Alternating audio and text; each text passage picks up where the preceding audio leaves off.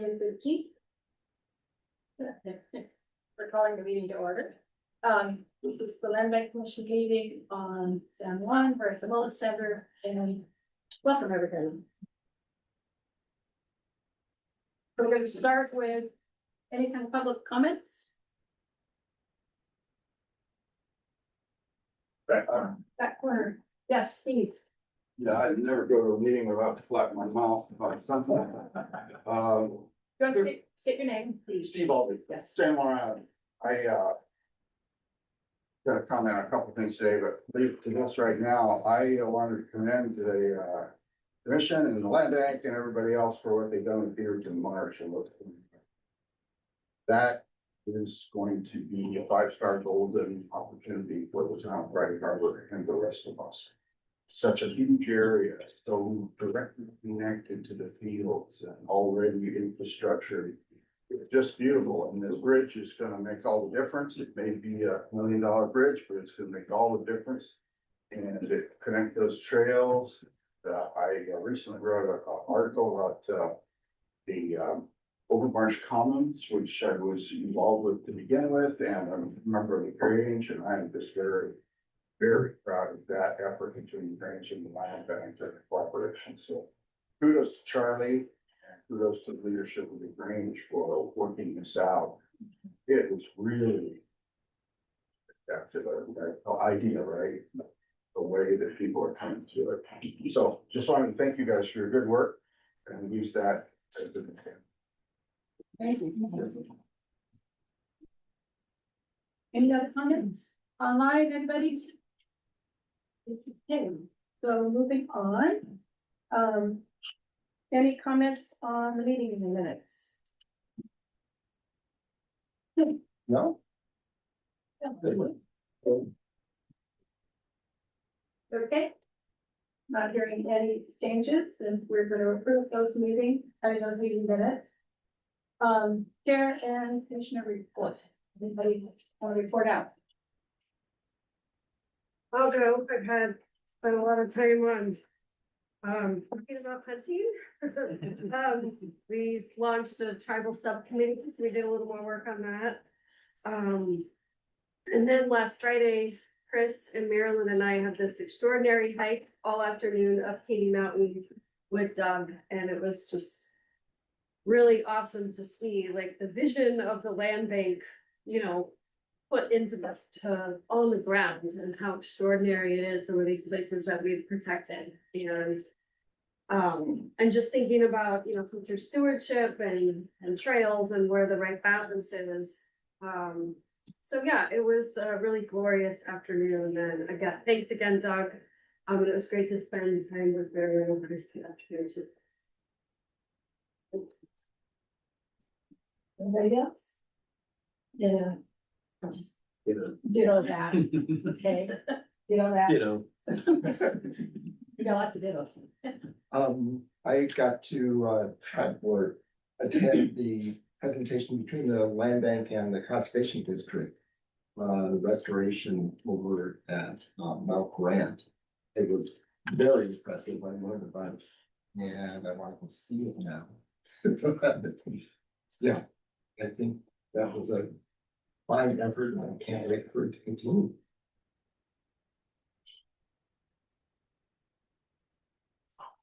Well, I'll jump in. I was lucky enough to be involved in the conversation about hunting, including some of staff and part of that too, and then WFW, 3 representatives, WFW. And I found that to be really, really helpful and insightful. And so I look forward to these conversations, including them in our conversations about how we engage in hunting.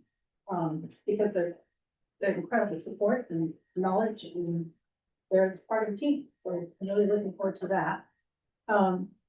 Yeah. Anything else? Okay. Council update. We have Justin. To no surprise of anybody, I too spent a lot of time talking about hunting. One conversation, which was actually my first 3-hour meeting of the year. So that was fun. But I would like to thank everybody on the land bank commission. It's good to hear that you all were talking about hunting. It means that we're engaged. It means that people are actually being able to be listened to. I had some meetings with DFW as well myself to get some clarification. Kurt is working on some statistics about hunting generally around San Juan County so that this isn't just happening in the envelope of the land bank. Because I think there's a distinct misunderstanding of how much hunting actually happens in San Juan. It's a significant part of our community. So anyway, looking forward to further conversations and I think we can all get the same report. Thanks a lot. I was lucky enough to attend the Preservation Trust meeting. Was that last week? Last week. Which I think becomes just relevant to this group because it was really important example of how these two organizations really are like semi-like. There should be a new rule. You're not allowed to make everybody in the room cry. Yes, I think we were all like, okay, this is a bit much. It's really amazing. I mean, it was amazing. So thank you to the Preservation Trust for doing that and highlighting how the work of both organizations really are such a benefit. And then I think the negative part of my report for this month is, as you all know, the levy did not pass, the levy was left, which will impact the county broadly. I've had some really interesting conversations about how that impacts the land bank. I've had many people say, well, your levy lift doesn't pass, so just use some of that money you got from the land bank to cover all the costs. It is fun to get into the details of budgets and talk about how that's not possible. Or the land bank is a self-sustaining entity that has a mission and has funds to do very specific set of goals. So we will continue to have those discussions, and I would call on everybody to stay engaged on budget process for the rest of this year. We're starting our budget process probably like 2 to 3 months earlier than we normally would. The other piece of that is in the governor's budget that was approved out of the last session, there was a cut to what's called foundational public health across the state. And foundational public health dollars have existed for like 6 years now. And it's been sort of what you built your health department's funding model on. We just found out last week that we're getting a pretty severe cut to those funds that we have been statewide, and we have to implement those cuts by July 1st. Because that's when the state budget starts. So the levy would have helped contravene some of that, but we don't have that as a buffer. So I think you'll see some painful news coming out, because that's money that we don't have a way to get that. And that's my report. I want a second. I did go to the annual meeting for the Preservation Trust, and I was just so heartened. It was really well done. If anybody can get a chance to look at that video, or maybe there's several videos, which is so well done, and the partnership was really highlighted. Thank you for that. And it was great to see Conrad on.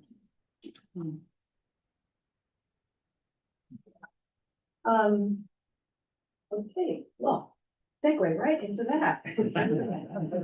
Partner report. Thank you, everyone. Angela Anderson, Executive Director of the San Juan Preservation Trust. It's great to be here with you this morning. To reflect, we did have our annual meeting last year, or not last month, or last week. Okay, sorry about that. There's a lot going on. So thank you for participating. We had representation from the county there. And it was part of what we were doing in the annual meeting was the celebration of the 20th anniversary of the campaign to protect turtleback. And it really was telling the story of this ongoing partnership and the ability for us to work together and collaborate and be very creative in how we can move forward conservation projects. So we're able to share that story of turtleback that spans more than 20 years, but it's 20 years since the really record-setting transformational campaign that we were able to raise over $18.5 million in total, with 10 million coming from the land bank to be able to preserve the body of the turtle. And we were able to share the story of the head, the neck, and I decided we're not gonna go on to describe any other body parts. But the work continues.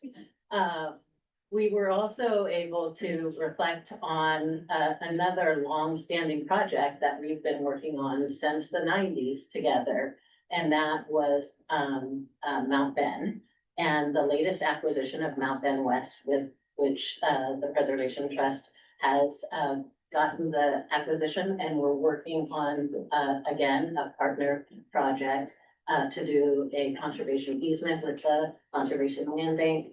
There is, I believe that document is just in its final review, so we are really excited to be able to move forward and plan to bring that conservation easement to our board this June, so June 8th, at the June 8th board meeting for final approval, with the goal to be able to close by the end of August. So we've got kind of a short window to move forward and to work in collaboration to do so. So that's kind of the primary, project that we're working on right now.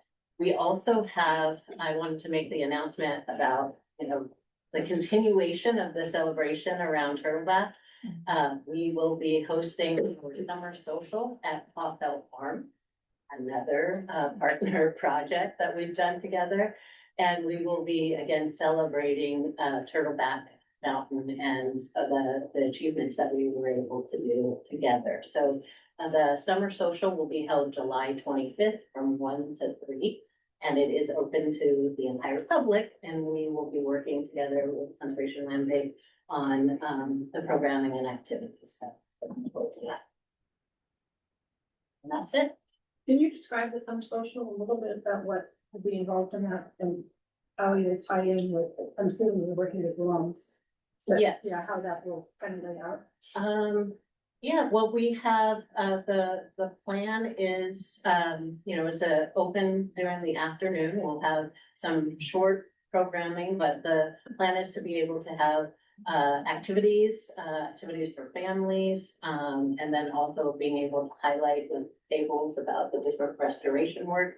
And potentially we'll have shuttles that are going back and forth to Turtleback to be able to bring people on short walks to have descriptions, to be able to describe the restoration projects that are taking place there.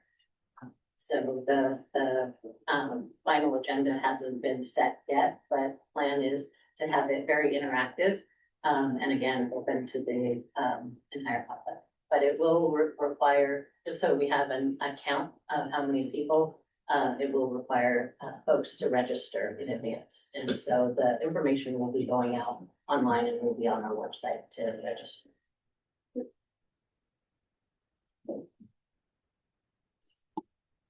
Any questions for Angela? Thank you. For Charlie. So moving along, we're going to talk about the hunting proposal for Turtleback and North Shore.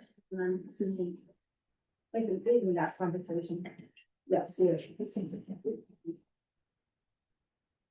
Thank you. So where to start? I've been talking about this for quite some time. Staff been working on it for quite a lot longer than that. And I think we've arrived at a place where we've now heard from a lot of members of the community in one way or the other, either people coming to public meetings, sending us written comments, signing their name on a petition. It's been quite a lot of public involvement in this process. And it's pretty clear that people are passionate about it on both sides. So we've got certainly some strong advocates for the proposal. And then we have some people who are quite, quite as strongly opposed to it. Just to remind everyone exactly where we were, what the proposal has been. It was for limited hunting on Turtleback and North Shore. With Turtleback being the last 3 weeks in October. And then North Shore and Turtleback in the first 2 weeks of November being open for a tribal hunt. Across the board, the idea was to have 2 people at a time, basically, up there. So very limited, but we got a lot of comments. I think there was a lot of concern from people about what hunting is all about, what it would look like on the mountain, whether it would be safe. Also, a lot of, I think, hope from people where they don't have a lot of opportunity to hunt. We do know a few facts about deer and the islands, namely that we've got a lot of them and that they really impact a lot of other things. So I think people tend to simplify this issue. They think about an overpopulation of deer, but they don't necessarily consider what that actually means. Which is as deer kind of make their way through whatever vegetation they can, and if there's so many of them, that's a lot of vegetation. There are a lot of other organisms that depend on those things, a lot of biodiversity that gets sacrificed basically because we have a hyperabundance of deer. So that was our goal here, was to try and bring the system back into balance a little bit. But wanting to do that in a way which we thought the community would be supportive of. And I think what we learned is we still have a lot to learn. So I think as far as next steps go, it makes sense, and I'm going to make a staff recommendation that the commission back off of this proposal for now. I think we really need to do a lot more community engagement. I think we need to do a lot more education of the community about the whole situation and why we would do something like this, which is upsetting to some people. And I think we can revise the proposal as well. So my recommendation would be for the commission to table this for now and come back with a renewed proposal next year. So we'll take another shot at it and we'll have a lot more discussion with the community in the engine. But that's where we stand. So at this point, we've got some opportunity for a little bit more public comment. And then you all can talk about this and decide what it is, what approach you think is most appropriate. Okay, so we're gonna take in kind of public comment right now, and then the commissioners can talk about our response to that proposal. Anybody online want to speak? Put your hand up.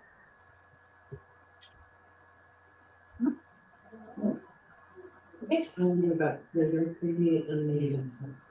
Red Oak's unmuted himself, yes. Oh, yeah, but he didn't. Greg, did you want to say anything? Yes, can you hear me? Yeah.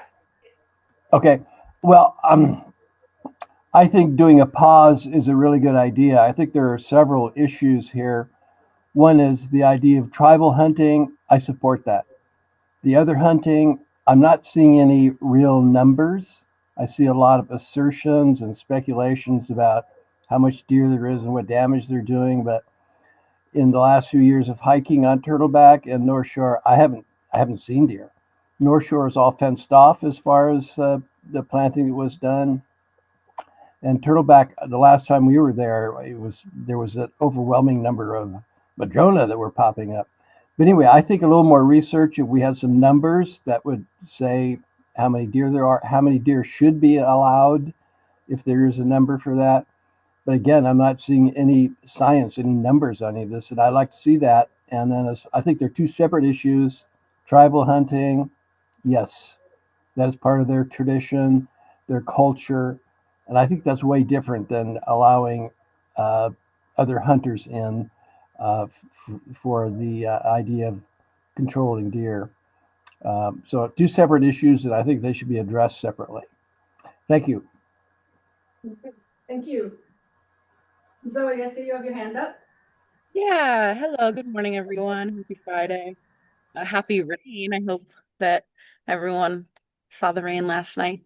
Um, I think a few other things that Lincoln didn't mention within like general priorities are just access to hunting for the community as a culture. I think that's super important within the islands. It's been here for a really long time, and to be bringing that back into baseline culture is huge and really important. And also like connecting people to place as a baseline is, how we keep these lands stewarded and loved and protected, and connected to. And the more that we're out there engaging with it, the more that we can see those needs and can try to help with those needs. And then I think another thing that Lincoln didn't touch on at all was the tribal piece and like what it actually means to hold treaties as a treaty that we made, that we signed, that we need to be implementing. And that should be at the top of our priority list as a county, as a government agency. Like it's our treaty. It's our treaty to be implementing. And that was written and signed.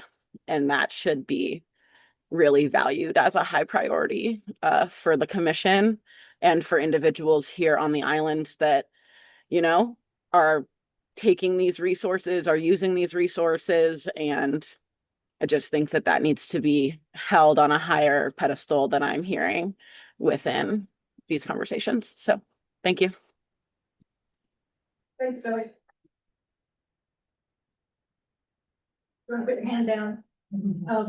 Anybody else want to speak up? Hi, sorry, I don't know how to raise my hand in this app. No problem. Okay, I'm just gonna talk then. Hi, my name is Rachel. I'm on Turtleback every single day on every single trail. It's part of my exercise routine and just spending time in the forest. I have Peter's number over there because I know when trees are down and I'll message him if a tree is down. Like I know that those trails so well. I have to agree with, I think Greg was speaking first. Like I don't see a lot of deer out there every day. I see a few here and there, but it's not like a crazy number. I understand in the past there's been a lot more. One other thing I'd like to introduce that I did put in my public comment that I don't think anyone's heard or considered is that I am a mushroom hunter. I am a forager. During the months of October and November, I spend a ton of time in Turtleback foraging and collecting mushrooms to feed my family. And I feel like that is now intersecting with the need to hunt meat. And I don't know which one you want to put above the other, but I feel very unsafe spending time in Turtleback, trying to forage mushrooms, store mushrooms for the winter, like do the same thing that supposedly deer hunters are doing. But I feel like that's not being considered as well. This is also a food source for people who don't hunt. And I don't require any bullets to hunt mushrooms. So I think it's a bit more of a peaceful activity. It's an activity that is not going to interrupt other hikers or bikers. And so I just want that also considered here. Thank you. Thanks, Rachel. Oh, good. Brandon. Join yourself, Brandon. Hi, good morning, everybody. My name is Brandon Rusin with the Washington Department of Fish and Wildlife. I'm a private lands biologist for the area. I just want to commend the land bank for the approach that they've taken the entire way, and prioritizing safety and public concerns are always an important topic. As I said, I'm a private lands biologist, so largely our properties that I facilitate access to or work with are private lands, but sometimes the department works through my program on things like this. And This isn't the first one, and it won't be the last one. And we're just committed to continuing to work with the bank there and the county to get this thing squared away to however you guys want to move forward. We're here to support. And yeah, Kurt would have liked to have been here, but can't be here. You know, he's a big advocate for what you guys do and what's going on. So anyway, that's all I have. And I'm not going anywhere to the degree you all are interested. I'll be out there. And I should also comment. My program will be out around somewhat anyways. We work with private landowners to facilitate access, and San Juan County is an area that I work, and so we are actively working with folks to facilitate access. So if anybody has questions or anything like that, or would like to meet, I'll be around. So thanks, folks. Happy Friday. I want to comment, since I was part of that conversation, you're one part of the team that really helps promote safety. Both in terms of training hunters, and then also with the landowners to help decide how to do it safely. And I just think that support from WDFW is so important. And I think we just need to keep spreading the word that your support and the team's support for that purpose is really available. Yeah, our hunter safety program is top notch. As you were able to meet, we've got great staff there, and it's a good program. Sonia, is there any way to get? I don't know why it popped up and I'm afraid to touch it and do something to the meeting, so that's great. I apologize, that's new to me. Yeah. Okay, that's it. Any other comments? Okay. Thank you. I have one more. Oh, okay. That came- Brief. Of course. So I just heard that someone's current level of concern is about foraging on land bank property for, culturally significant mushrooms and like layers of tribal harvests that I would love to see that access for tribes as well. Like, it's interesting to me that comes up as something that I don't know your background, but I'm assuming you're non-tribal, that someone that's non-tribal can come and harvest mushrooms on land bank land, and then there isn't necessarily this open harvest for tribes. So I'd like that to be also a conversation here moving forward. If we're talking about harvesting in these areas, tribes should be a conversation, whether it's mushrooms, berries, or hunting in general. Any culturally significant foods, that's also part of the treaty. Okay. Thank you, Zoe. All right, if you wanna. Well, Steve has his hand up. Oh, Steve. Thanks. Sorry to talk to your back. So it's a place to stand. Yeah, Steve Albee, San Juan Island, a longtime hunter, 55 years, I think, and a lot of it in Alaska. Very serious hunting. This is more like harvesting here. It's not really hunting in that exact sense, but it has the cultural importance in the same way. Both the tribes and the people that are here. I'm a big supporter of hunting, and I have been since I got here with the land bank and with First Wars. I was supporting duck hunting, that never went anywhere, but I think that's important. Now, I want to also say that I commend you, and I also commend the Preservation Trust, because I often forget the incredible collaboration between you guys and the land bank on so many properties and so much that's happening out here. Apologize for that. But this is a very complicated ball of elements and factors. And this reminds me a lot of my everyday job in Alaska with the national parks, where we allow subsistence hunting and sport hunting and airplane use and cutting trees down and all kinds of things in the middle of these vast grand new national parks. It was very controversial. I commend you for taking it on, because I think you're You're pushing the edges of the envelope in a very careful way, and I think all the edges are right. And I think that the complexity of the thing, though, is a problem. Now, what I will say is I'm in support of just about every element of what's going on in this proposal, but the key element is ecological health of forest understory, right? That this, put it that way.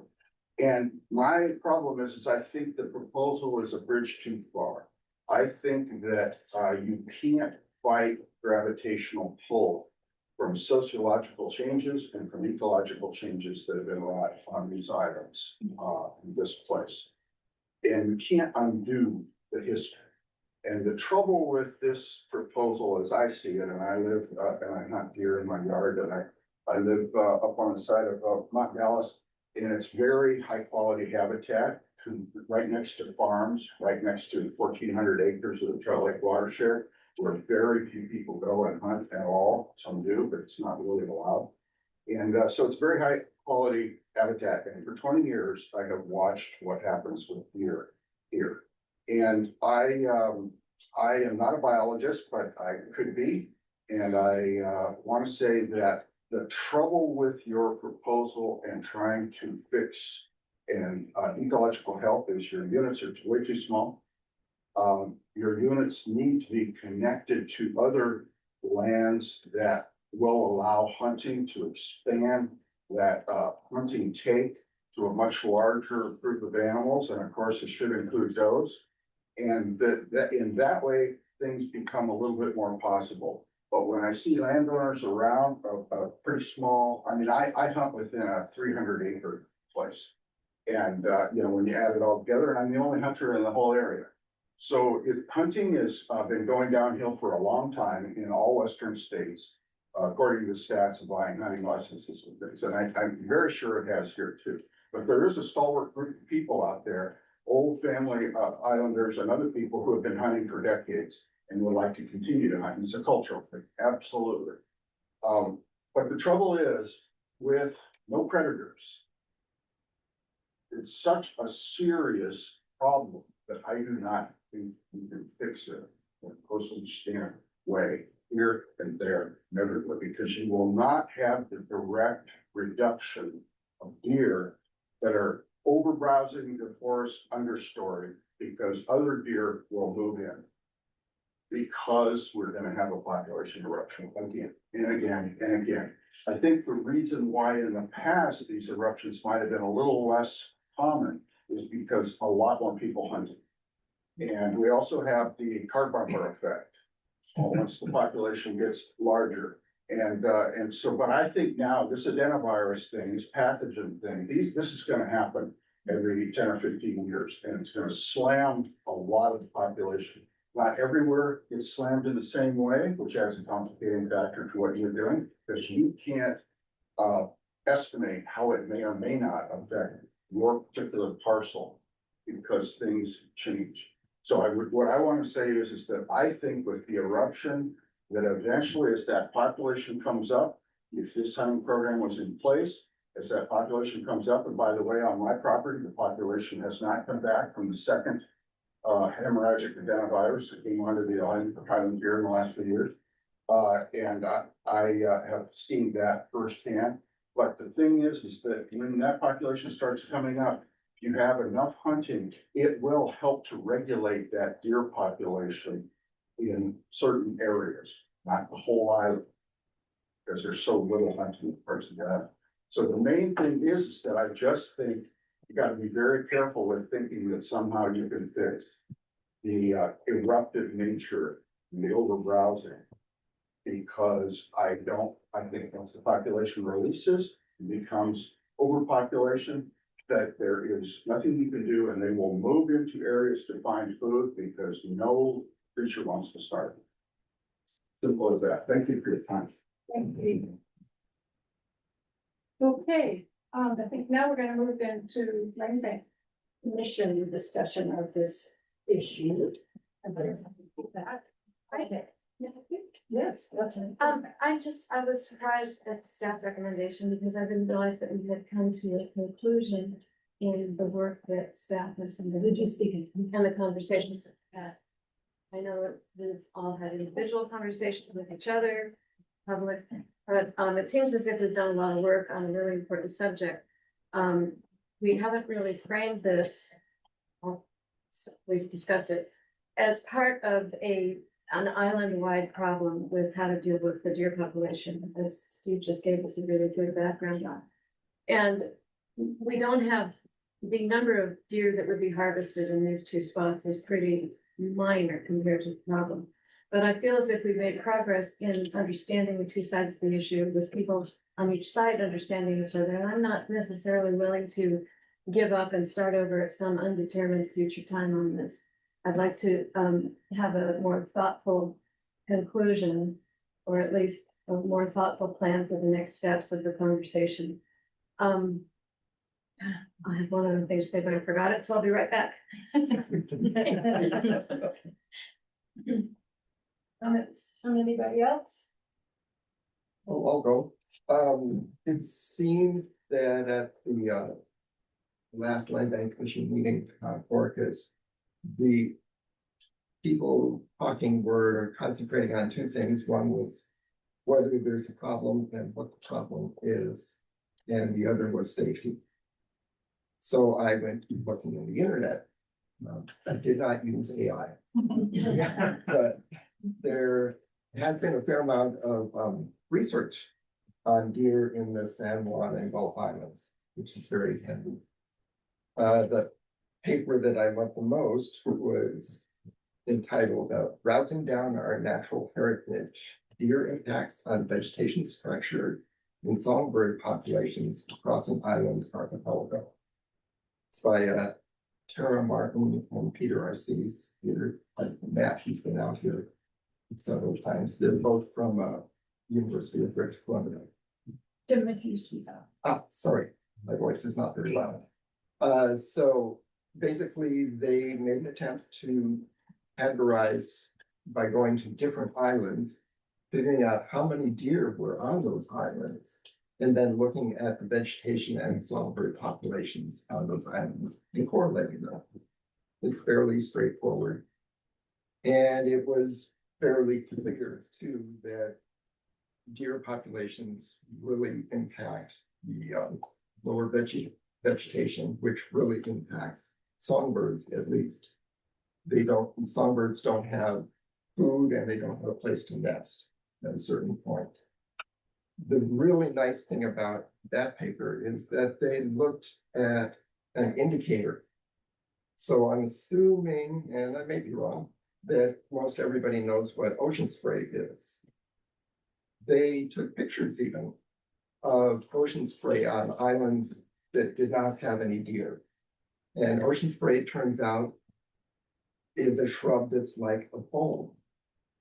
It's round when you don't have any deer. If you look at the ocean spray around where I live, at least, it's vase-shaped. The deer have eaten everything that's available, and the only sprouts are the ones that can come up in the center that are protected by the old dead growth. So take a look at your ocean spray and see what shape it has. If it's vase-shaped, we have too many deer, and it is impacting those things. There are a couple other papers that have been written just as specifically. So it's very local and it's very relevant. I think the question about whether it's a problem and how big the problem is can be answered in those papers. The safety, I think, is something worth a lot of discussion, because that's not only emotional, but it's also very important. So that's something. Well, the only other thing I really wanted to say was, Zoe's comment about treaty rights, resounds with me, because I felt as if this might have been one tiny step toward, honoring our responsibilities. And I'm sad that we, are stepping back from that. I have a concern that if we don't continue this conversation, that we will drop it and not. So I would just like to commend the staff and the help of our partners with WDFW and some of the tribes. And I think we opened it up and I don't see it stopping us, Marilyn. I'm not sure. I was concerned about the 200 or 170 people that signed a petition and what the petition actually said, because I didn't think it really fairly addressed what we were talking about. But I also think that the idea of us going back and looking at the areas on Turtleback that we're talking about would be good. We've had some other discussions with WDFW about getting a little bit more on that land and seeing what we can do. I think there's a lot of work we can do to help educate people about the safety issues, and perhaps we close preserves. You know, there are lots of other opportunities for us to kind of address this issue. And I think the more we talk with our partners, there's a number of environmental groups on these islands, and the more we talk with the neighbors, the more we may be able to make some headway. And I think, you know, the idea of bringing out some urban research so that people do understand the things, just saying with the ocean spray, you know, I mean, and the songbirds. I think those visual things can really help us in the communication strategy that we go forward with. So I don't see it as ending. I saw this more as like, this was a bit of a communications project that we were gonna be taking on. And maybe it isn't just on Orcas. Yeah, pretty much, you said a lot of what I was gonna say, but I would like, if we decide not to go ahead with the hunting for this year, to make a commitment that it will be considered and more fully fleshed out and more outreach done for next year, and that we really consider that as a goal for next year, a year from now. And like Tim said, the impact on the ecology, one other little piece of that is pollinators, which I'm becoming more and more aware of. You know, it's not only in the shrubs, but the wildflowers that the deer just go along and munch, and there's more and more research showing the complex populations of pollinators out there. I really appreciated all the staff, all the work you did, but also the public comments that were, and the written comments that were really well thought out. I heard some really interesting comments.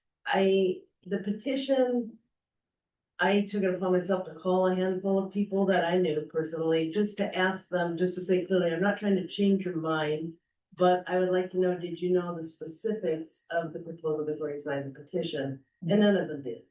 They all said, oh no, I don't want open hunting on Turtleback. It's, you know, all those people up there hunting and with no regulations. So I think that really needs to be addressed somehow. There were good efforts at the public meeting and articles, but somehow we have to get more people and give more specific information.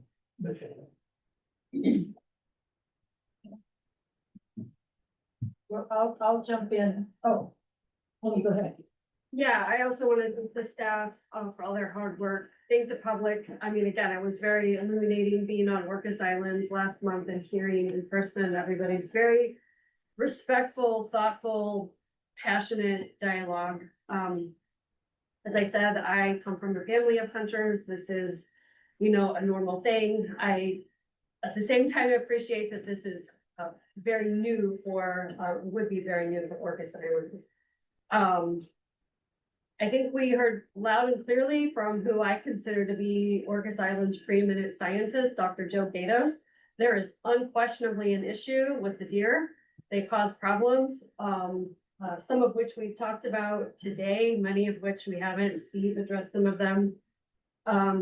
We have to do something about it. And again, I want to reiterate my position that the idea that hemorrhagic virus is a predator is nonsensical and is a non-starter. It is completely inhumane, and we should absolutely not be relying on some fatal, horrific, super painful cause of death to animals when we know very clearly that we need to manage a population that doesn't have natural predators on the islands. So I am only in support of a pause if we have commitment to at least bi-monthly, you know, maybe every month is a little too much, but bi-monthly have a report back from staff on sort of what's going on. And that we are wholesale committed to bringing this back. We're not gonna change everybody's mind. They're strong opposition and they're just not gonna want it, and that's okay. And I think we need to be okay with that, but we need to be sure that we hear them and that we can do as much as we can. And I think an extraordinary amount has been done for the public safety, the considerations. More work can be done, sure. So in the meantime, we continue those conversations. We accept that we're not going to change everybody's mind, but that there is this need there. And this isn't necessarily the whole thing, hunting on these two places. There are other measures, and that can be talking with leadership at WDFW. So my position is I'm in support of this. If those things are met, we continue these conversations. We have regular report outs from the commission staff so that we stay on top of this and hold our commitment and don't lose it, because I am wholeheartedly with where Maryland is. I just have one other tiny comment, and that is that this conversation, I mean, our staff doesn't have time to spend, they can't spend all their time on this issue. But this is part of a bigger issue in the community, and I feel as if we need a more county-wide group to converse about what is the role of hunting in these islands. What has it been? What does it need to be? What are the effects? How do we do it properly? And where do we do it? Private property is exempt from our concerns here. So it needs to be part of a bigger conversation. So the onus doesn't fall only on our staff to make a case. Yeah, I'll weigh into it. I do want to start, just like everybody else on the commission, by thanking the staff for bringing this proposal forward. I think it was really well thought out. I think that they did a marvelous job of engaging partners, both tribal and WDFW. I think it's a really good proposal. I also appreciate the community input. You know, I lived on Orcas for a long time, and it's really gratifying in public land management to see engagement by a community in the lands that belong to them. And so it was really gratifying to see the level of interest in this subject, and it's really started a really healthy conversation, I think. It is disappointing to me to table this. I think this proposal, you know, I read all the comments. I think, like Tim, like you mentioned, you know, safety was a primary focus there. I do believe that this proposal addressed that one party or two people at a time on hundreds of acres on a reservation system. I think that it's been done safely. I believe that we could have addressed additional safety concerns by potentially closing the north side of Turtleback during the hunting season and maybe increasing the buffer to 200 feet to provide some additional safety. To me, this was a proposal that was kind of a win-win-win in so many different ways. The opportunity to engage our tribal partners, to have them engage in traditional activity on these public lands, I think was a real opportunity. We're never going to restore this ecosystem, so everything that we can do, every partner we can bring in to help is valuable. I think the science is clear. I mean, I've been involved in habitat restoration. I'm not going to argue the science on this. It's clear that herbivory is having a major impact. One of the things I saw in the comments over and over was the idea that this is a preserve, and you know, this isn't an acceptable type of use in a place that's set aside. But my question is, set aside for whom? You know, people? Or is it set aside for deer? Or is it set aside for ecological function? Is it set aside as a place of preserve for all creatures and all plants?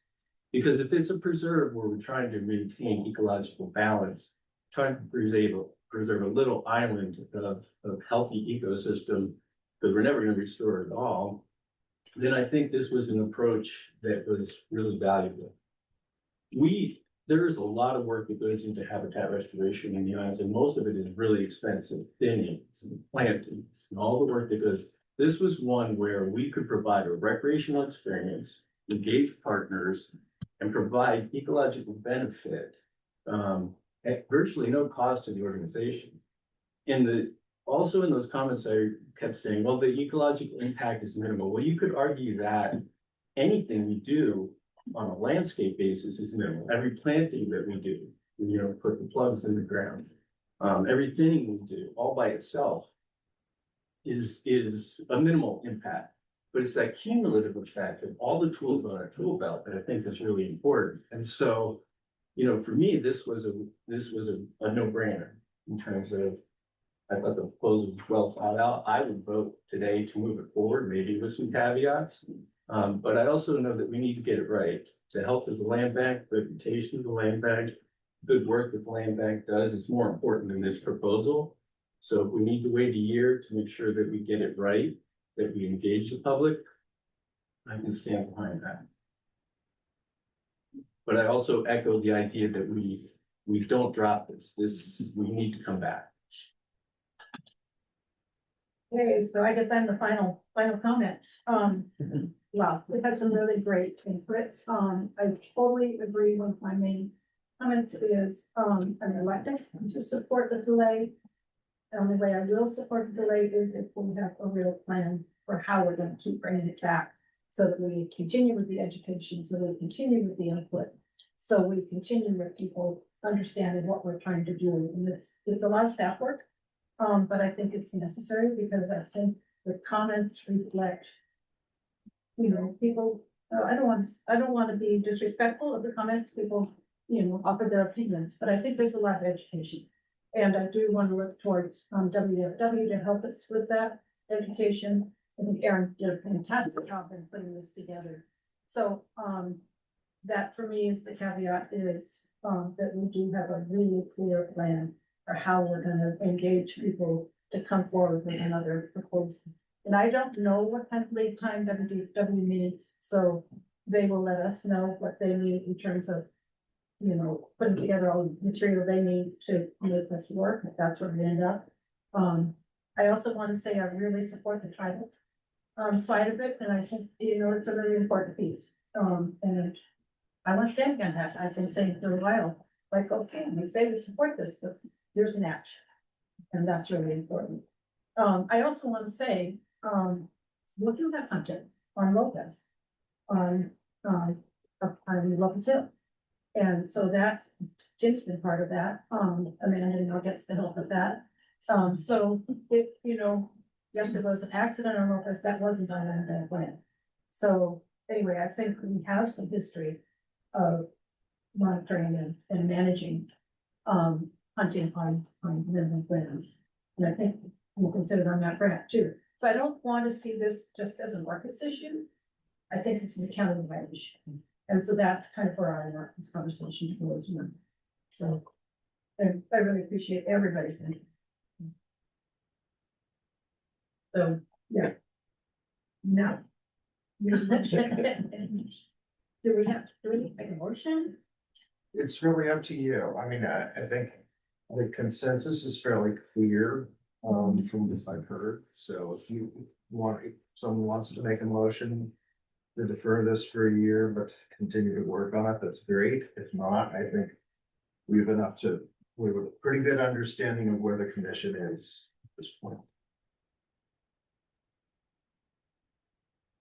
Anybody feel that we need a motion? No. Okay, but we're here. We're gonna remember.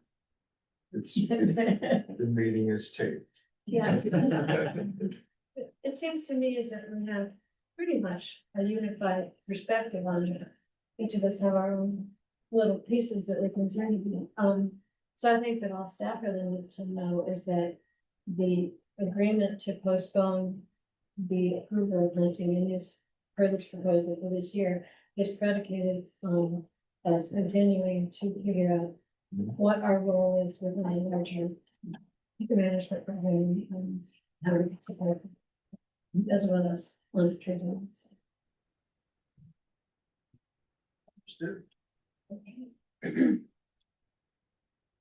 Okay. Wow, we are right on schedule. Amazing. So we get thinking right now. All right, moving on to our next item, We've got a few things to talk through. A couple of these are really updates. First one, for some time, we've been hoping to sell the southernmost 2 lots of Fraser Homestead Preserve on San Juan Island to the National Park Service. Makes a lot of sense for them. It is thought to be the homestead of Lyman Cutler, a Big War fan. So it really makes sense for the park's historical mission for them to own that property. And we've been caught up in limbo for quite some time. I did hear back from National Park staff that the funding is now available to make this purchase. It will have to be done through a third party, so the Conservation Fund is going to help with this, but our expectation is that we'll conclude this sale this year. It's actually moving forward. Can I just make a comment, because when we talked about this, it was interesting that parks could not sell directly to a government agency. It had to go through another agency, so that's where the Conservation Fund stepped in. Right. Which, anyway, I'm thankful for that, and it's a weird requirement. Yeah, and we've worked with the Conservation Fund before. We did this at Mitchell Hill in 2010, and also again with the oyster farm property, when surrounding the oyster farm property a couple years after that. So this is not out of the ordinary for us to do, but it's a way forward, and I think it's really positive. Okay, next thing is that when we purchased the Dolphin Bay property, which we still, Peter was going to make a nomination at some point about the official name of this preserve. When we purchased it, we did have a situation with the neighbor to the south, who also was quite generous in donating money to help us with the acquisition, but wanted to be sure that their privacy was protected. And so we talked with them about the potential to resell a small strip of land to really ensure that we can have separation between people on the preserve and their private property. So we've come to an agreement to resell a very small section. It's about 1/3 of an acre. And it will be sold with restrictions on it, so that nothing can be developed. So essentially it will remain just as the rest of the preserve. And we'll be doing a lot of planting to kind of create that separation, and also create some good habitat between those areas. So that is going forward, but I need the commission to actually give me the authorization to go ahead with that sale. We've had an appraisal done. It's not worth a whole lot. It's $25,000. It does not detract much from the natural value of the property at all. But in order for me to go forward with the council, where we would have to go through the resale process, through the process of actually getting rid of county property, I need a recommendation from the Land Bank Commission to move forward. Just for those of us who've seen the property, could you briefly describe the parcel that's being sold? Is it immediately adjacent on the north side of the neighbor's property? It is. So it's, this is the southernmost part of the property that we own. I apologize for not having a map. Didn't bring the map back to you. It's okay. So it's a small wedge of property. It's on the shoreline side. And it really is not terribly accessible from the reserve itself. So It doesn't impact our ability to access the shoreline from. no, not at all.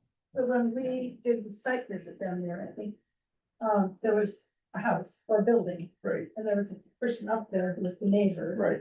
And they could see us, and Yes, that was they it. So my understanding is it kind of creates a bit of a buffer.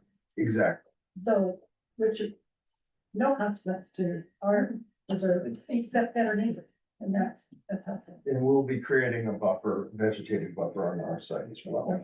So, I think it will all be, part of the same. I move that we go ahead with the sale. It's like, Second? I'll second. Great, so moved. all right. All Thank those you. in favor? I think. Oh, all those in favor? Aye. All right, very good.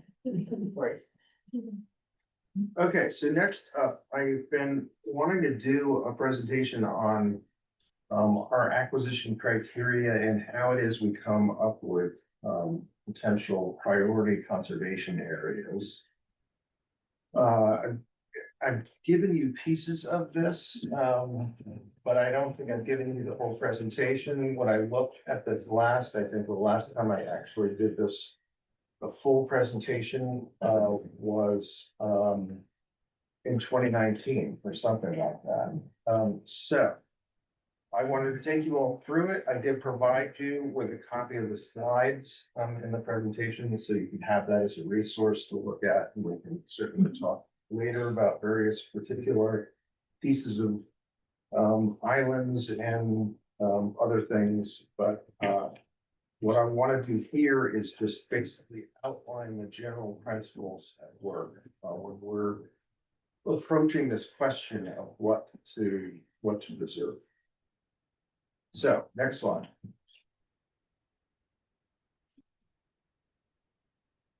Okay, there's a lot on this one, and this is all of the various things that go into trying to figure out what's important to protect. The central document there, which is partly covered up by that professional audio tag, that is the open space, San Juan County Open Space and Conservation Plan from 1990. That is still an operational document and spells out what should be prioritized, not just for the land bank, but also for the open space tax programs. Really is something that is in need of being updated, and I'll come back to that in a minute. But we've had a number of other things in the interim. Habitat conservation plan, we've done a number of parks, trails, natural areas plans, now called the Ross plan. Probably have a different name the next time we go. But also we've had other organizations really look at the ecological picture of the islands, and we've been been a piece of a much larger analysis that's been happening throughout the country. So on the right-hand side, what you see is the matrix that we use just to help commissioners think through some of these issues and rank some of these various criteria on your way to making a decision about which particular properties are important. We have that here. That is confidential because it talks specifically about individual properties and prices. So we'll be talking about that a little bit later in executive session, but for now, we can go on to the next slide. So the Open Space and Conservation Plan, if you look at it, it's very clear what the idea here was, which is really to maintain rural character across the islands. And so what happened, and Peggy can correct me if I'm wrong, which says you were on the committee. Really what happened was to take a look at our landscapes and where they're visible for the public. So a lot of this comes down to what can you see from a public road, or what can you see from a public waterway, and really trying to preserve a larger landscape that is characteristic of the sandbox. So it's highly visual, but a lot of work was put into this. They ranked individual landscape areas across the entire archipelago. You can go on to the next slide. You can see this is one such thing. So this is Crow Valley, and you can see that they went through each of these criteria, came up with a ranking. So the score at the bottom there, you can see was a 47 for this particular piece of property. You imagine it being very high for Crow Valley. It's something that is quite visible from public roads. It's agricultural landscape.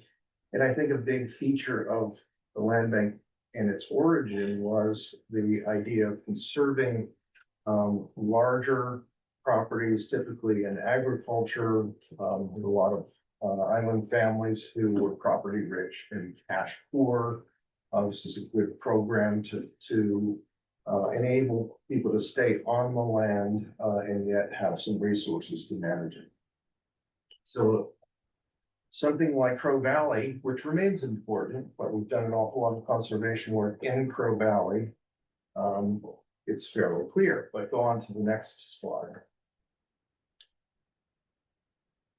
Okay, so here's another one. This is on the very westernmost side of Orcas on President Channel. And this area turns out to be important for a lot of reasons, but not when you're thinking of it through the lens of the Open Space and Conservation Plan, because it's really not visible. So you can see the overall score here of 21. Well, we'll come back to salmon recovery in a minute here, because that's certainly one of the things we think about when we do conservation priorities. But much lower score in this original way of thinking about things. And my point throughout this presentation is that things have changed over time. There are a lot more variables at play that we're looking at than were considered in the original open space. Next slide. Couple more of these. So this is Hummel Lake on Lopez, also another property that's pretty visible. So you can understand why that popped out. And certainly was one of the earlier priorities for the Land Bank Commission to be working on. High score, you can see it. It's fairly clear. And very, very pastoral setting also. Next slide. Okay, now here's one where we have an island which is basically undeveloped except for the northern tier of it, and a little bit on the south. You would think this would be a pretty high priority for conservation. But in the Open Space and Conservation Plan, it is not. And we're fortunate in that the Preservation Trust was able to secure a conservation easement over the vast majority of this island, and we've just done an acquisition on the easternmost edge. But just giving you a sense, this original plan, not something that resonates well. Next slide.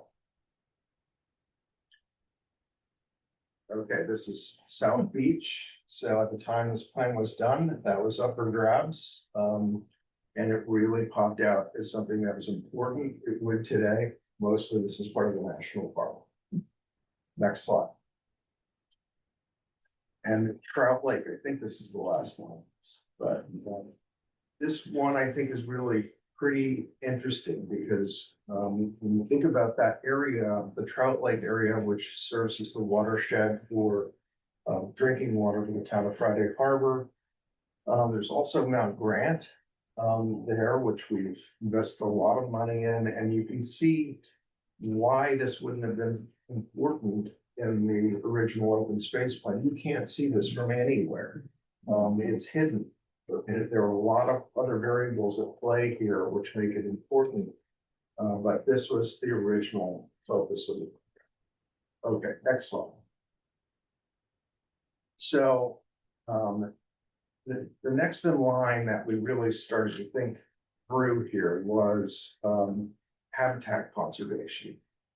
And when you're looking at habitat conservation, often the important thing is to find contiguous areas that are larger, which have the ability to support more biodiversity. And that's what this map shows. We have the study that backs up the selection of these areas as being really important. If your goal is biodiversity conservation, you're going to be looking at something like this. And so on the right is the map from the Habitat Conservation Plan. On the left, you can see some priority areas that emerge. Some of the areas on the right have been protected, some have not.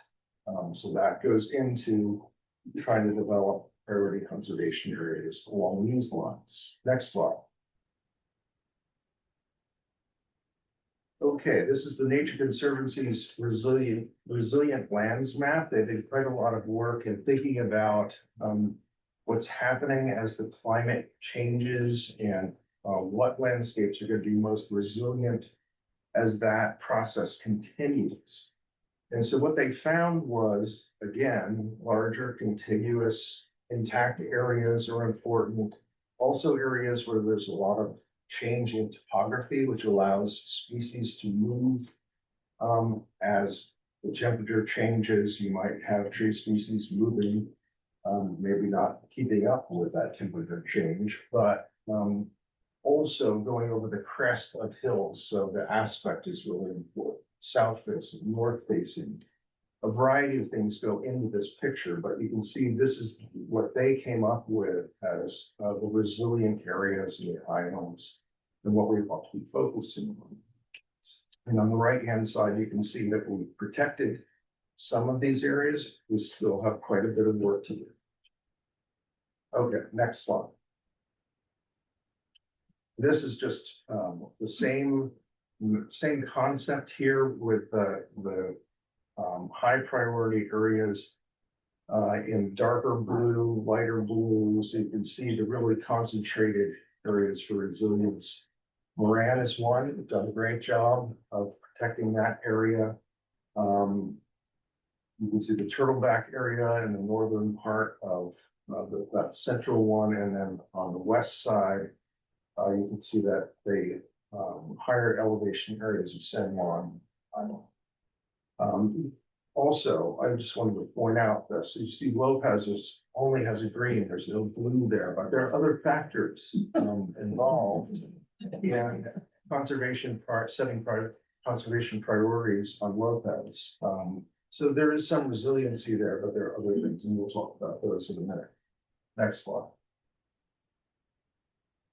Salmon recovery priorities. So there's been a lot of research done about presence of salmonids, presence of forage fish and other species across the islands, and what areas are really important to conserve. I think it's really critical to remember that there's a strong connection for us between the terrestrial environment and the marine environment, particularly for the role we play in conservation of salmonids, which is really as a quasi nursery. We have a lot of juvenile fish that come through this area, and they're quite dependent on terrestrial food sources. So when we thought through this as a county and identified what is our primary strategy for salmon conservation, it turns out to be conserving intact natural areas on the shoreline. And then you look at where the fish actually are and where you think they are, and you come up with high priority areas for conservation. So those are those circles you see on the left-hand side. The high priority areas are marked on the right. That's coming out of the original putting it all together report. There's a follow-up one. PIAT 2, PIAT 1, a lot of salmon recovery work has been done and continues to happen. But you can see these are the spots that emerge as being critical for areas to be working. Next slide, please. This is coming back a bit to the original, and thinking about resource lands. So you've got agricultural lands and forest lands. And you're looking at where are those properties have been designated because of the soils they have, because of the forest areas that exist on them. And that's the overall picture on the right-hand side of resource lands throughout the county. So when we're looking at trying to do farmland conservation, we're trying to do forest conservation, we're going to be focused on this map as well, to try and identify key areas. So some of these pop out pretty clearly. San Juan has a lot of them. San Juan Valley, you can see in the northern and western part of San Juan, that's more of a forested area. Orcas certainly has a lot, and then on Lopez, much of that, you can see that the Center Valley, for the most part, on the lower part of Lopez, that's a critical area when you're looking at trying to conserve agriculture. So yet another thing that goes into trying to develop priorities. Next slide. Public access, also something that is in our mission. This one is, I would say, fairly outdated. We've made some progress on these points of access, but it is a focus. We do want people to have the ability to access our public lands, and that is largely about constituency building. If people don't know properties exist, then that they're not important to them. It's kind of coming back to that whole Mount Grant conversation in the original conservation plan. No one knows it exists, it doesn't matter. But if you can protect it and find a way to allow people to have access to it, it's critical. So this is just highlighting some of the areas where we might provide additional public access. Needs to be updated. Next slide. Okay, so this is where it all kind of comes together in priority conservation areas. So taking all of those different sources of information and pulling it together, combined with what is protected, which you see in the green and purple, and then there are gap areas, which are the areas we need to focus on. Let's go to the next slide. I don't think we can bring it out a bit better. So the red and orange areas are areas that are really not part of this. They are already developed. They're in smaller parcels. There are already houses on them. So that's what I call the development matrix, and it takes up quite a lot of the islands, actually. A lot of it has been converted to human use. And yet, if you look at the green, those are the conserved areas, and then the white would emerge as the potential conservation priority areas. A lot of them adjacent to those existing protected areas for good reason. If you're interested in resilience, that's something we're going to focus on. If you're interested in intact habitat, also something to focus on. Okay. Is this map current? What does this happen? Well, this is where my technological impoverishment comes into I play. just need to ask this. It is relatively current, but this is something that needs to be updated. And I would argue, frankly, that we need really a more professional assessment done rather than me doing this in Polaris over and over and over. But that is in your packet. Okay, let's go on to the next slide. So this just starts to break it down by island. So you can see anything within that green outer line would emerge as a priority. The solid green is protected. Purple is in conservation easement. So quite a lot still out there to do. If you look at Turtleback on both sides of Turtleback, on the west side, there's a lot of intact forest lands going all the way to the shoreline there. And on the east side, there's still a lot of farmland out there that's a good candidate for protection as well. Not going to spend too much time on any one of these. I'm just going to whip through this. So next slide. Okay, so there's the Turtleback area. You can see a little bit more clearly other places which we think are still quite important. Next slide. South Orcas. This is one where we've got a lot of forested area. It is not protected. This is an interesting fact too. When people look at maps on Polaris and they see a property and it may say it has a conservation easement on it, it's really important to know what's in that easement because some of them are comprehensive forever wild easements. Some allow for quite a bit to happen on pieces of property. So there is a lot of area in this map that's technically covered by conservation easement, but the details of the easement really show a different picture. And that leads us to really understanding that it's still a priority for conservation. Next slide. North Orcas. This is an interesting one. So you can see we got North Shore. That was one of the ones that emerged pretty clearly. You can see a lot of Camp Orkila there, which is a big piece of open land that's pretty close to East Sound and is really technically unprotected. So down the road, thinking that through, and they emerge as something that's really important for us to look at protect. Next slide. Okay, San Juan. So I'm going to focus on a couple of areas here. You can see we've made, actually, let's just go on to the specific areas. So the northern area of San Juan really emerges as one of our key priorities. You can see the English camp unit of, sorry, Merritt English camp, yes, English camp unit of the National Historical Park, kind of on the right-hand side. You can see the Katy Mountain, yeah, we've been acquiring properties, and kind of building that block of conservation land. In the yellow is another property, potential property purchase that the National Park Service is working on.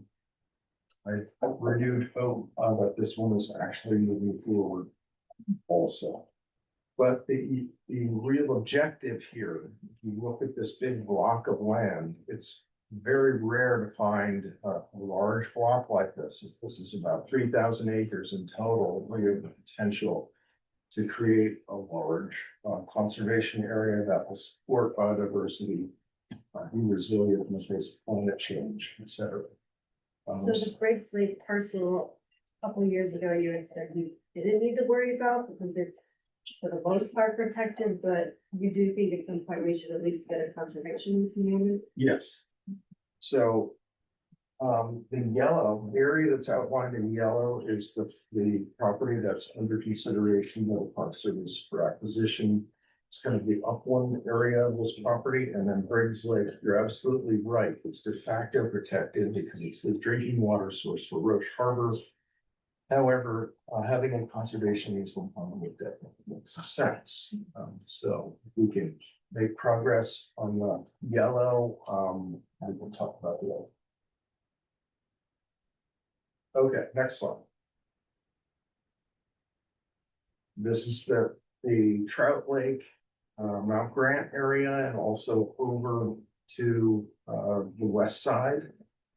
And you can see some of the potential connections that could be made, some of the larger areas, larger properties that remain unprotected. Again, opportunities are out. Let's move on. All right, now what you're looking at is, on the right-hand side, that's Beaverton Marsh Preserve. And all of that area is protected, but you can see that green outline going to the west. There are properties, significant properties, which remain unprotected, but are actually connected to Beaverton Marsh. So another kind of emerging priority for a number of reasons. It's hard to find those big blocks of land anymore. Connectivity is another critical thing. If you think about, we're investing a lot of money in putting a trail in across Beaverton Marsh. Where does it go from there? And there are possible ways to take it further to the west, potentially connecting up to Cape Mountain and the National Park. The gray area looks as if it's green. That's the Three Meadows common land, so that's private land. They do allow people to walk on it, but it's protected also. So I just put it on. So you can see the connection. But still a lot of area in the central part of San Juan, which is fairly important for us to think about. Okay, next slide. You're not retiring for like 30 more years. Started the injections. Thing is, in that case, is one of these a burial plot or something?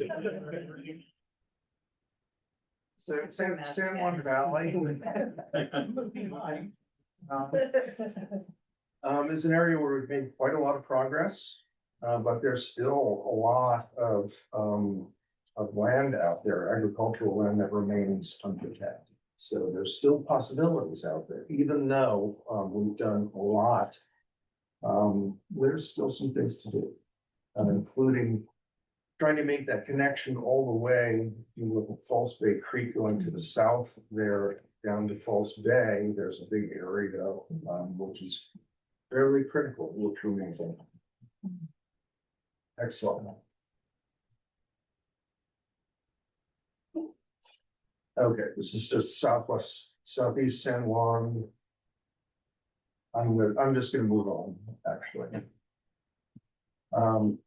Henry, also, we've made quite a lot of progress, but there remain some key pieces that really are good candidates for protection. Next slide. Lopez. All right, let's keep going because this is really hard maps.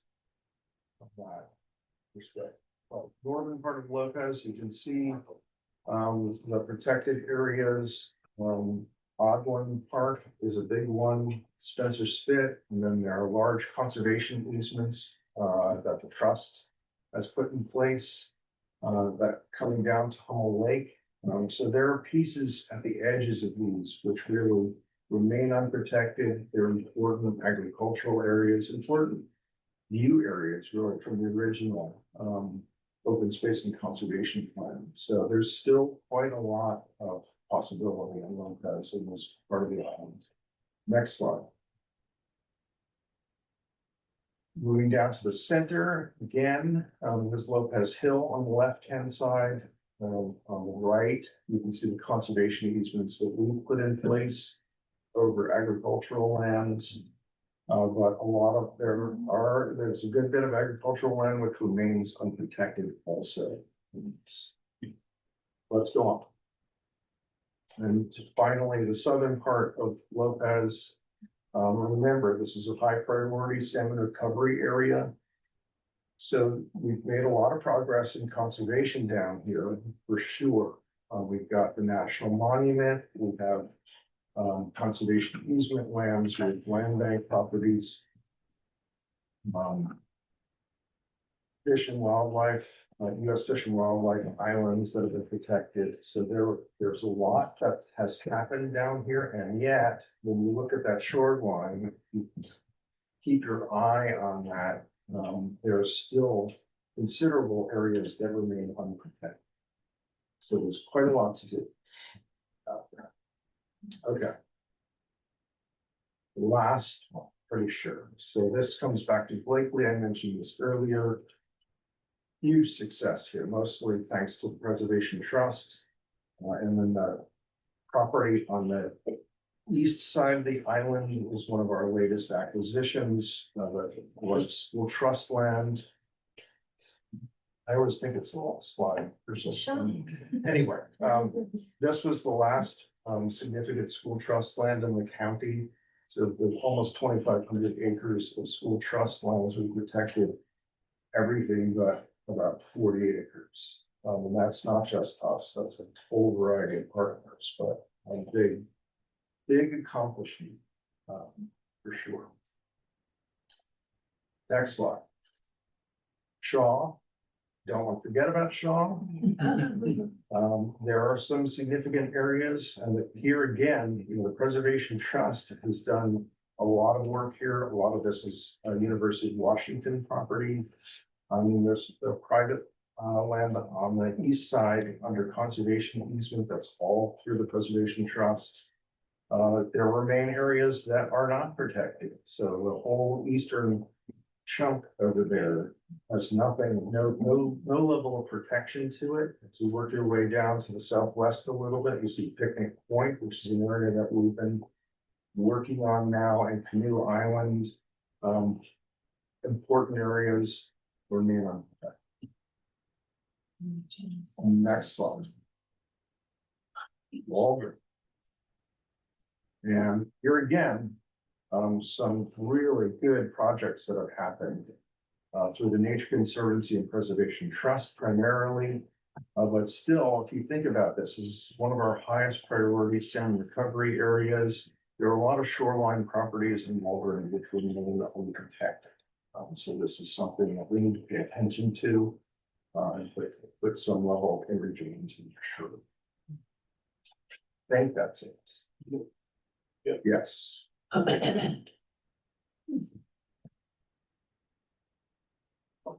Great. You're great. Thank you. So are we gonna come up with a estimate by island, how many tens of millions of dollars to do all the things on San Juan, all the things on both sides that we have? And a timeline, and Yeah, simple as that. yeah. So, thank you. You are. We're a little behind, and we're going to take a break. Yeah. So let's take a, oh, no, we need a break. Good night. 5-minute break, we're coming back at 25 minutes.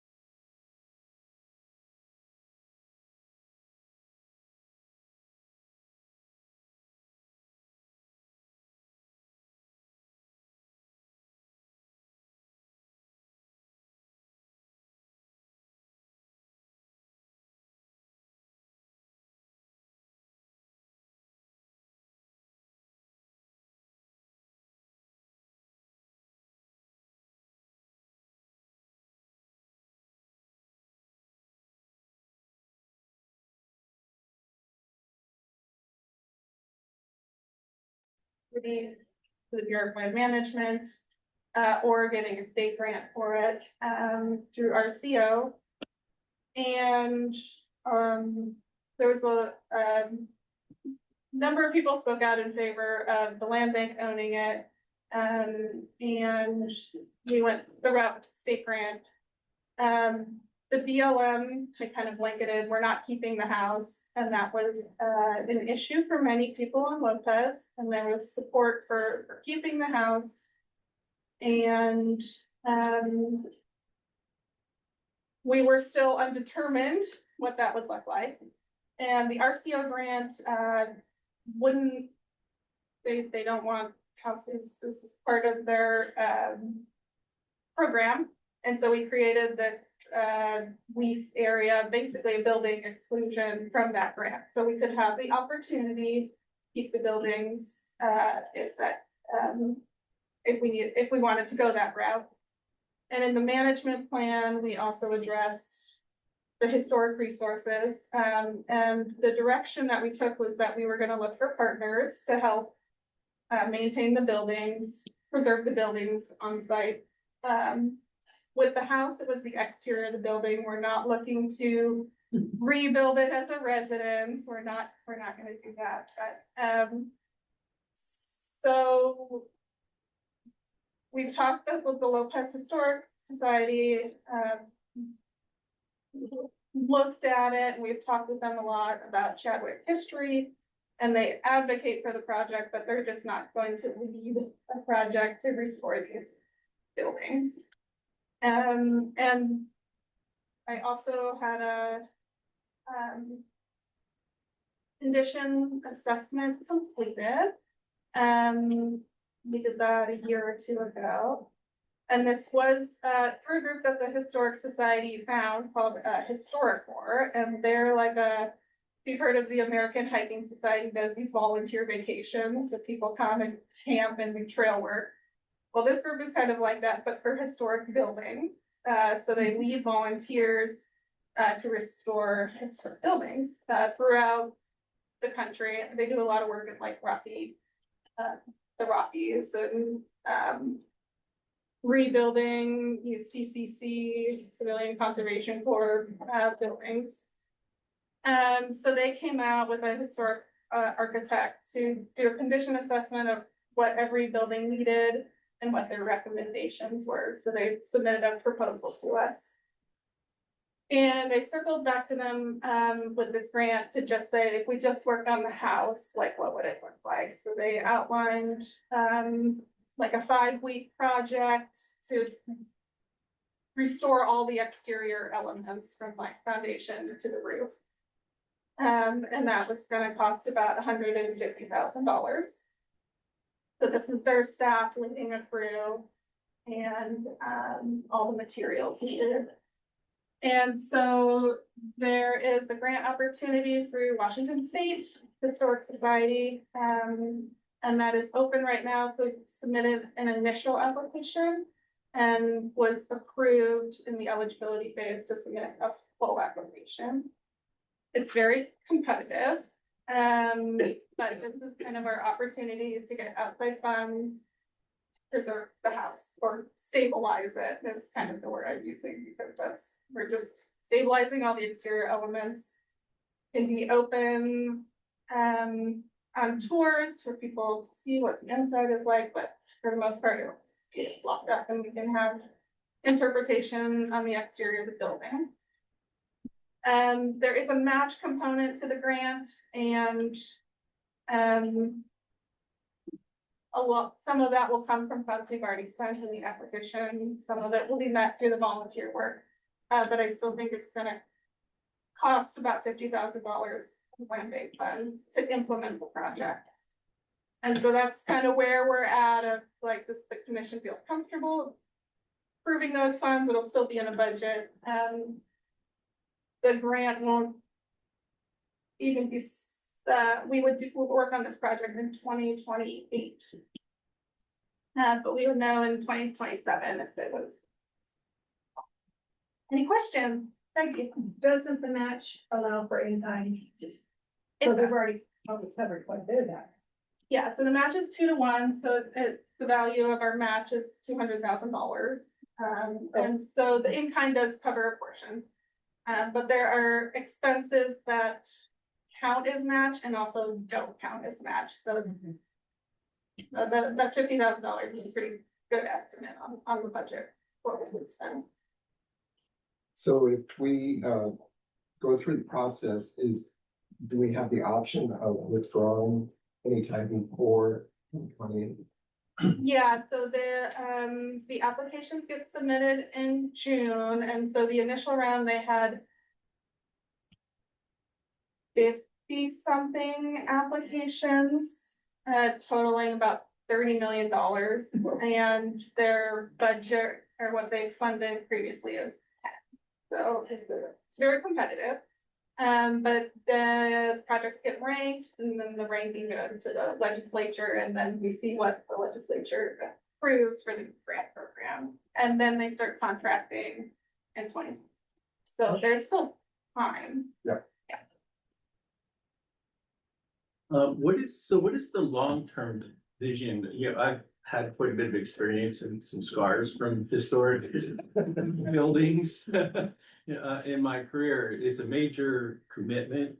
Doing things to the Secretary of the Interior's, standard for historic preservation is very costly.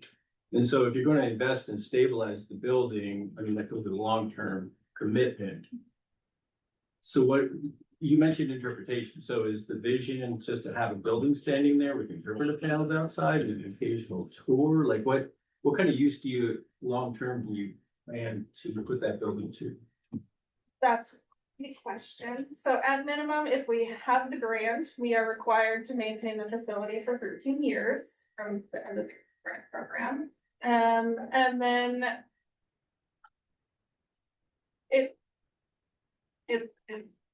we don't have a long-term vision for these buildings, other than keeping it as part of Lopez history.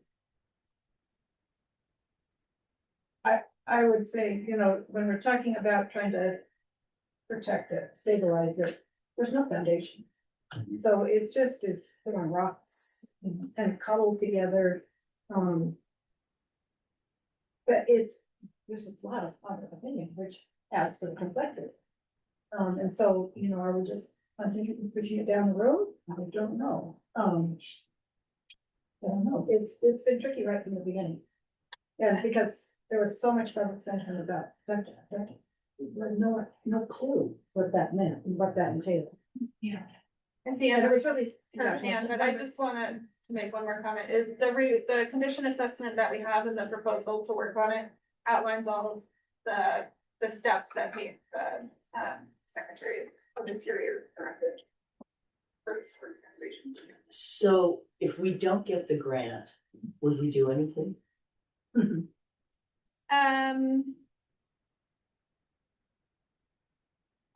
I don't know. We would revise and come back. One thing we put in the management plan was an intention to maintain or the pump house and the equipment shed, because those are buildings that we are actively using. And then there may be some, minor stabilization you could do on the house. But I don't have the answer to that. And could we do that with the 50,000? I don't think we get very far on our own.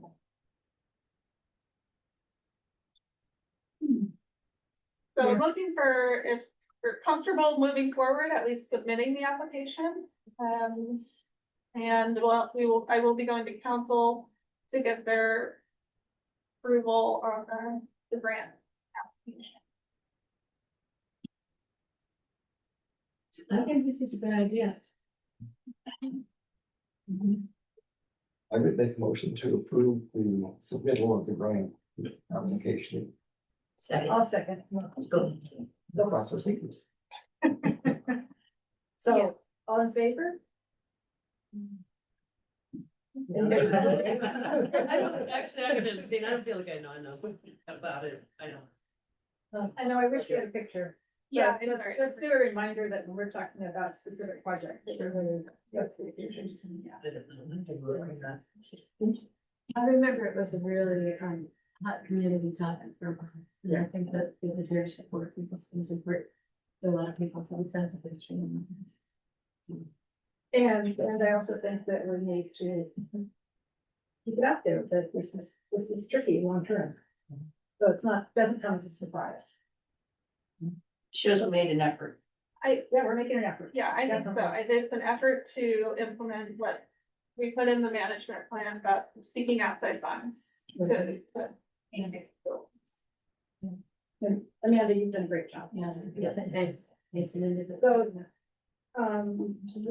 so again, that's, how many in favor? And a couple abstaining. I'll speak to Okay. So I think that we're going ahead. Yeah. Okay, Rick, I think we're back to, The Beaverton Trail. yes. Where we are is really a lot of back and forth with the consultant over costs. And we're gonna do everything we possibly can to keep the costs as low as we can possibly keep them, and including trying to shrink the scope of the project if necessary. But it's still pretty early. I had a good conversation with Rachel yesterday where she had identified a number of things which are not really accurate in the numbers that we've been providing. So we still think we have a reasonable chance of pulling the costs down and making this possible. But at the 60% design numbers that we got, it was really clear that we needed to do some kind of retrenchment. We wanted to keep it affordable for us and not commit the land bank to even more match than we might have thought we were going to. Is everybody aware of the numbers? No. No, I don't think everybody is. So for what they're worth, honestly, because if they're being revised almost daily, the low estimate for the trail was 6.2, which is about a little bit higher, a little bit more than we had envisioned putting in. The mid was 7.2, which to my mind put us really over the top of, are we actually going to commit that much money to this project, which is kind of on the margin of what we do. And so that led to the conversation of, well, we have to figure out how to revise the scope, how to shrink this project down if necessary, or whatever we can do to bring the costs down to an acceptable. Can you give us an example of how the scope might change to accomplish that? Yeah, the scope of the project now goes from Lindy Park, so there will be improvements at Lindy Park. Over the existing trail that we have, and then a new trail down to the crossing itself, new trail up, and then all the way to Howerson Road. So our thought is that the minimum scope would be the crossing and then the two connector pieces to what's existed, and that's it. So we're trying. That would still accomplish the basics of what we have given the public, because we told the public what our goal is and what our goal is. So I'm a little concerned about having step two come back from what Steve's pointed out is among many people's reasons. So that seems like more durable. I mean, I appreciate what you're trying to calculate. It's getting across so much. That's a good deal. Yep. So what, does this include the federal government money? The 6.2 or 7.2? So what is the actual cost to us, to the land bank?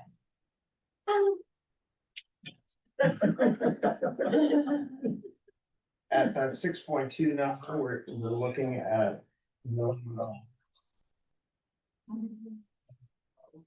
Sorry, we're in a meeting. I'll call you back. Gotta love teams. No, that would be our voice over IP. Yeah, well, $7 million. What we would be looking at, but that's just not, even that is too high now. I just don't see how it passes a straight face test when the county has this huge budget problem. Right. I mean, this is just like, guys, whoa. Yeah, that's, Whoa. that's been our reaction. Yeah, I mean, this is like getting to a no-brainer. Understood. So question I have, if you think that we were to reduce it down, you have the crossing and the trail going down. Yeah. But don't we have washed out requirements leading up to that? Where they didn't, you have to have it. It's too soon to tell you what we can and cannot do. We're just in this phase of revising the numbers, making sure that the numbers that we have are accurate, which we don't have a lot of confidence in right now. And what can we do as far as reducing the scope? But that's, we're in that hair on fire, cost cutting. I'm sorry, it's already gone. Cost cutting mode, whatever we can do to bring this thing down to a manageable. With timeline, our timeline is really tight. Very tight.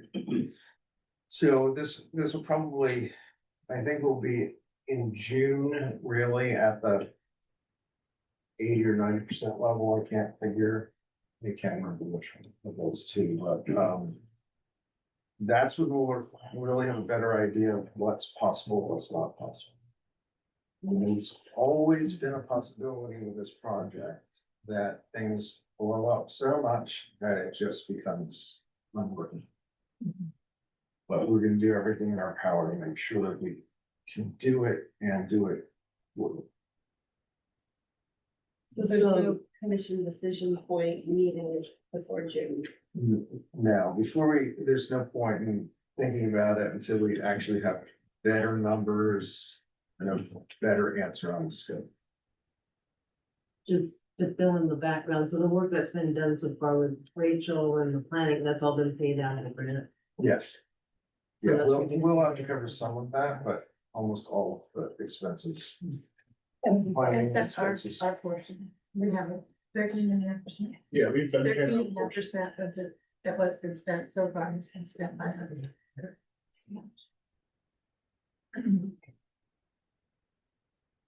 So the first thing we need to figure something in June. I don't know if this makes sense because it's so complex, but how do we dive deeper? So that we understand. Right. The different moving parts are. I think what we need to do.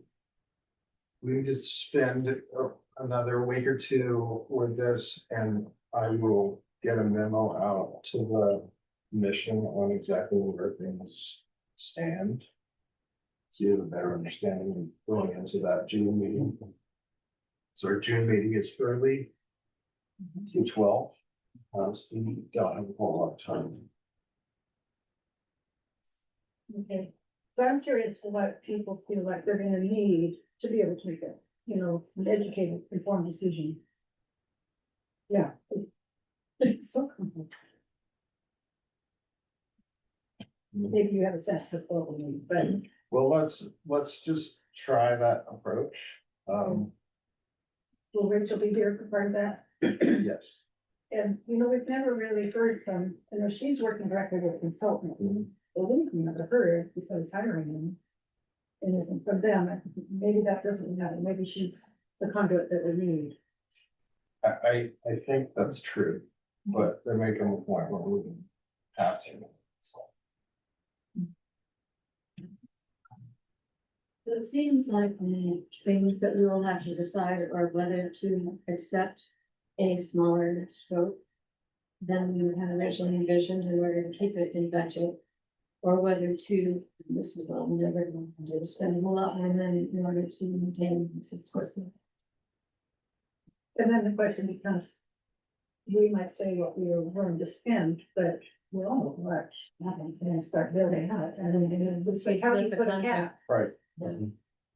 Yeah, I mean, my approach is to get this number way down To allow for. to accept the idea that there will be some inflation when it goes out to bid in October. Or significant. All right. Stop piling gas. Okay, so. Peter has his hand up. Peter? Peter. Oh, Peter, hey. Morning, everyone. I know we're short of time. Just wanted to say how much I appreciate the commissioner's thoughtfulness around the hunting conversation.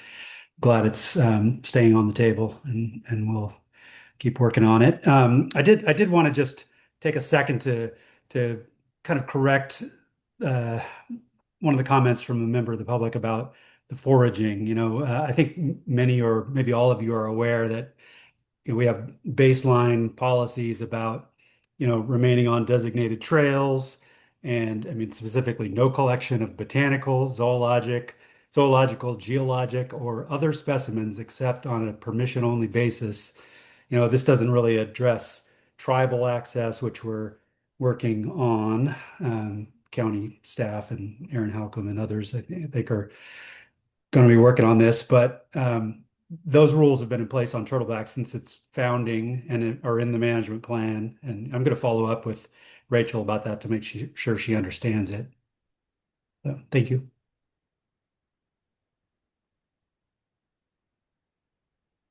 So, do we need to take action on this? No. Good. Yeah, but we're obviously crunch for time, we should be in the executive session now. Okay. Second public comment. No, that's the final ad. Okay. I mean. Yeah, thank you, man. Guys are great. Nice to see you. Thanks for staying. What's your step there, Steve? I'm just here as a comedy. We can, we're gonna say. I know. Okay. Okay, we're gonna be moving into executive session. So some of you online will be dropped. Thank you for joining us. Yes, I did. We are back, out of the executive session. No decisions have been made, and so I think we're done. That's it. Any other? Nobody else there? We're good. I think we're good, and we're gonna adjourn. And a reminder that next month it's the second Friday.